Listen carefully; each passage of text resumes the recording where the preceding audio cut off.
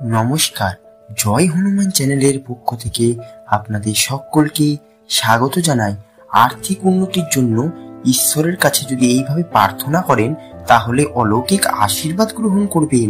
আর্থিক উন্নতির জন্য প্রার্থনা এবং ঈশ্বরের আশীর্বাদ মানুষের জীবনে আর্থিক স্থিতিশীলতা এবং সমৃদ্ধি গুরুত্বপূর্ণ। এটি শুধু ব্যক্তি বা পরিবার নয়, সমাজের সামগ্রিক উন্নতিতেও ভূমিকা রাখে। আর্থিক উন্নতির জন্য কঠোর পরিশ্রম, সঠিক পরিকল্পনা এবং কৌশলের প্রয়োজন, কিন্তু এর পাশাপাশি ঈশ্বরের আশীর্বাদ এবং দয়া অপরিহার্য। কারণ বিশ্বাস, ধৈর্য এবং প্রার্থনার মাধ্যমে মানসিক শক্তি অর্জন করা যায়, যা সফলতার পথে এগিয়ে নিয়ে যায়। প্রার্থনা: হে সর্বশক্তিমান ঈশ্বর, আপনার অশেষ করুণার জন্য আমি কৃতজ্ঞ। আপনি সৃষ্টিকর্তা এবং জীবনের সকল দিকের উৎস। আজ আমি আপনার কাছে আসছি আমার আর্থিক পরিস্থিতির জন্য। হে প্রভু, আমি জানি যে পৃথিবীর সমস্ত সম্পদ আপনার সৃষ্টি।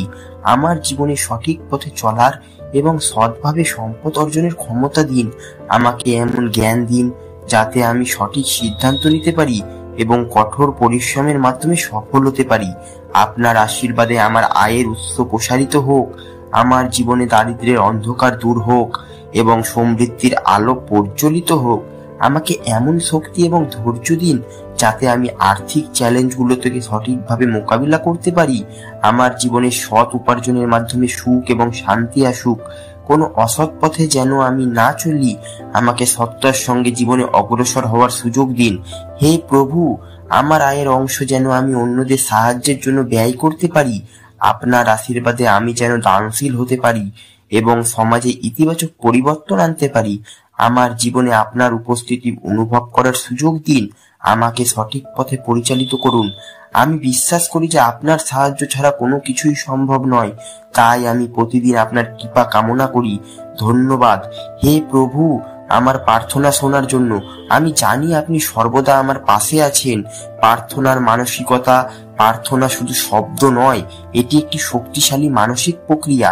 আমরা যখন প্রার্থনা করি তখন আমাদের মনোযোগ কেন্দ্রীভূত হয় এবং আমরা একটি অভ্যন্তরীণ শান্তি অনুভব করি। এটি আমাদের জীবনযাপনের উপর ইতিবাচক প্রভাব ফেলে। প্রার্থনার মাধ্যমে আমরা আমাদের সমস্যাগুলোর সমাধান খুঁজতে পারি এবং নিজের আত্মবিশ্বাস বৃদ্ধি করতে পারি।